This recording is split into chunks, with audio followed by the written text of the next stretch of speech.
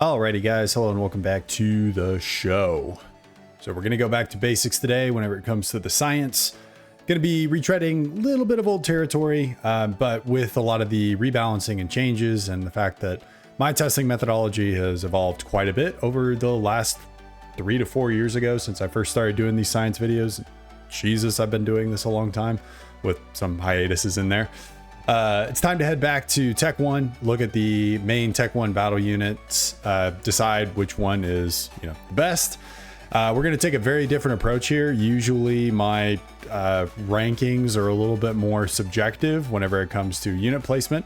But today we're going to try and be a little bit more objective. And so we're going to look at 5 different areas, 3 of which are pretty objective and backed up by numbers, 2 of which are going to be a little bit more subjective. If a unit wins in a particular category, then they're going to get 4 points. And if they, for second place, they're going to get 3 points, third place, 2 points, fourth place, 1 point. We're going to go down the line and list out the different testing scenarios here on the screen just briefly. But these are the different scenarios that we're going to be going through. So won't go spend a whole lot of time walking through them right now. With that, let's get into it.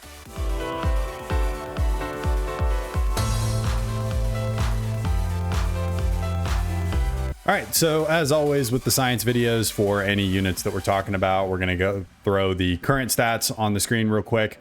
Veteran players are most likely going to know a lot of this, but for newer players, I should point out a couple of basic things. Generally, units with higher HP all have lower damage per second and lower movement speed. The biggest exception to this is the Aeon Aurora that actually has the lowest hit point pool, damage per second and movement speed ratings, but it has a huge range bonus over the other 3 factions. And this is going to come into play a lot later, but as far as stats go, just wanted to get these on the screen so that y'all can see them, look at them, dissect them, argue with them. I don't know, whatever.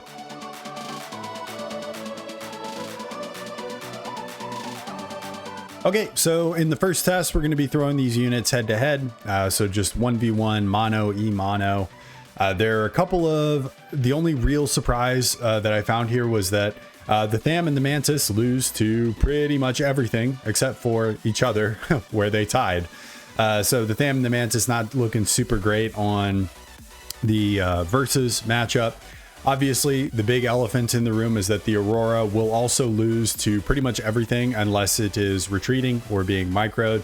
So in these matchups, I did make the assumption that the Aurora was being played by a competent player who was utilizing the tank correctly and kind of backing up and retreating as it's firing, therefore keeping the other units out of range.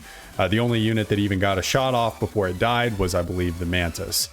Now, for the other 3 factions, the Striker beat pretty much everything, and that pretty much rounds out our first round of scoring, giving the Aurora 4 points overall, the Striker 3 points, and the Mantis and the Tham are tied for last with 2 points each.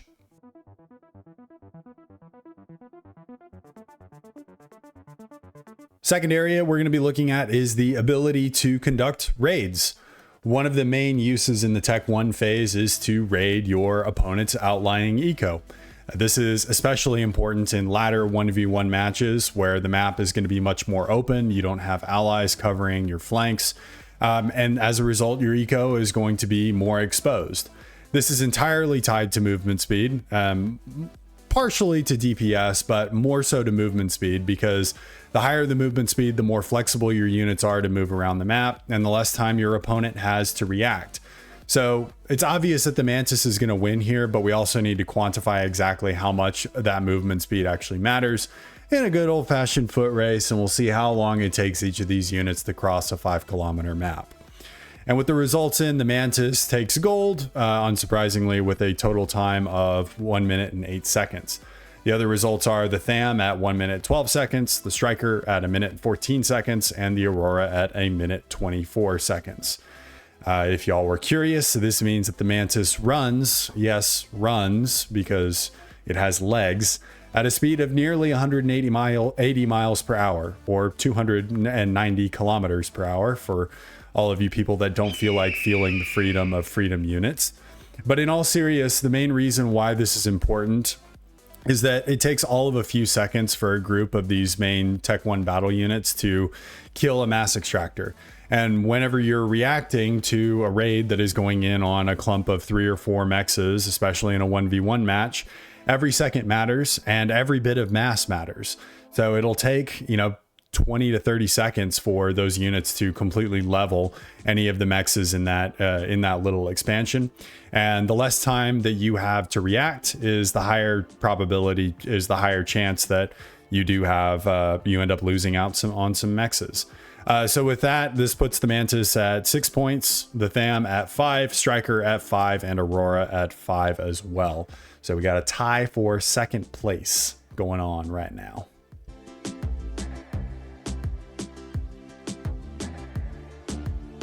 Okay, next critical thing that your Tech 1 main battle units have to do is fight ACUs, especially in the early game. The clear winner here is once again going to be the Aurora, simply because the Aurora actually outranges the ACU, which is a huge advantage. And the fact that the ACU has the second slowest movement speed in the game. Yes, it is the second slowest for all the keyboard warriors hitting the comments. The ACU is in fact the second slowest unit in the game. Bonus points if you can tell me what the slowest unit in the game actually is without looking up the unit database. But this technically means that one Aurora, it is possible for a single Aurora to solo an ACU if there's an ACU stranded on a desert island with no help and no support or anything like that. So one of the rules of thumb and my kind of starting point for the other 3 factions that I saw in a loading screen tip way back whenever I first started playing the game was that it takes about 20 main battle units to kill a vanilla commander. So this is not counting overcharge. So no upgrade, no gun upgrade, no tech 2, none of that. Just vanilla, standard, straight off of the assembly line commander without overcharge. So we'll spawn in 20 units of each of the other 3 factions. We'll test this out and see how many of each unit survives. Because all of the other main battle units take 3 shots from an ACU to kill, I'm going to imagine this test mostly comes down to damage per second, and health is not really going to play as much of a role in this equation. And with that, the Striker Squadron has 4 survivors after Operation Murder ACU has completed. The Mantis absolutely cleaning up with 7 surviving Operation ACU Mutilation. And the Tham coming in with a respectable 6 survivors after Operation ACU Destruction has completed. So that puts the Aurora in first overall with about 9 points, since it is technically possible for only one Aurora to kill an ACU and survive because of its stats. Mantis sitting at a respectable 9 points as well. The Tham is working with a solid 7, and then bringing up the rear is the Striker at 6 points.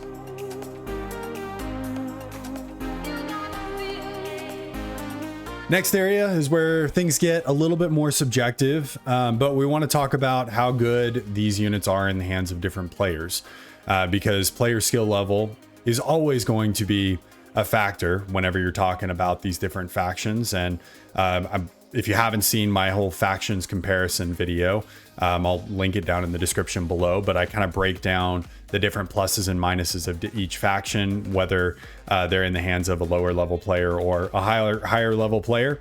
But for the Aurora, it's going to be a problem for lower level players, because classically, and there are of course exceptions out there, but classically, lower level players might have a little bit lower map awareness, lower ability to micro. And this game, there's a lot going on in this game. So it's hard to keep up with, and babysit your Tech 1 army all the time whenever it is like out on the front lines. It's harder for even mid-level players. Like I would classify myself like a mid to maybe mid to low kind of level player, and I struggle with it, which is why I don't like playing the Aeon at all. So the Aurora is either absolute god tier or absolute garbage, depending on your skill level. So that one's pretty easy, because lower level players, that one's pretty easy as far as ranking the Aurora in the hands of low level players. The other three factions, it gets a little bit more interesting because most lower level players aren't really going to notice much of a difference between the UEF, Seraphim, and Cybran as far as how they perform. Now, I think that the extra hit points make the Striker a very slightly more forgiving unit whenever it comes to lower skill level players, because that extra HP pool is going to mean that they can take a little bit more punishment, giving you a little bit more time to react and maybe pull your army back if they get caught in a bad scenario. So that means that the Striker is going to be getting first place here. Seraphim and Cybran, I'm going to give a tie for second because they essentially killed each other in the head-to-head matchup. And to no one's surprise, the Aurora is going to take last here, bringing our point total to 10 for the Striker, 11 and 9 points for the Mantis and Tham respectively, and the Aurora also sitting at 10 points. So Mantis in first, Striker and Aurora tied for second, and the Tham is sitting in a close but still definitive last place.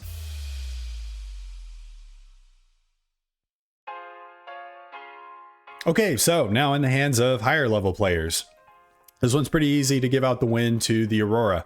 Higher level players, and we kind of already talked about this, are just going to be able to abuse that range and pay attention to their units better. It's honestly just as simple as that. If you're a 2000 rated player, you got there by having good map awareness, good actions per minute oftentimes, and the ability to look at the mini map and be playing zoomed out at a pretty often during the game and be able to keep track of your units. Second through fourth, once again, a little bit trickier, but I think the movement speed benefit for the Mantis is going to be slightly superior for higher level players, allowing for better rating and extra HP than the extra HP for the Striker. So putting the Mantis in second. The main reason why this higher movement speed is going to, edge the Mantis into second here is because, especially if you can get back behind your opponent's lines, that movement speed means that the Mantis are literally able to outrun any opposing or any responding forces that your opponent is going to throw at you, unless they're using labs, in which case the Mantis is going to be able to deal with labs relatively well. So second place goes to the Mantis. Third, pretty easy. It's going to the Striker for higher HP pool. And then in last is going to be the Tham. And the main reason why is there's nothing really special about it. There's nothing really here that a higher level player could use or abuse. Doesn't mean that the Tham is necessarily a bad unit. It just doesn't really have anything special going for it. Bringing our point totals to 14 for the Aurora, 14 for the Mantis, 12 for the Striker, and 10 for the Tham.